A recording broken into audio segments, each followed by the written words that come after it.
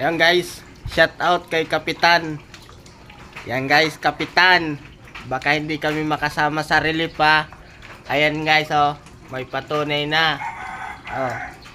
Balitaan kasi namin, Kapitan, baka bawasan mo na naman yung 2 kilong relief.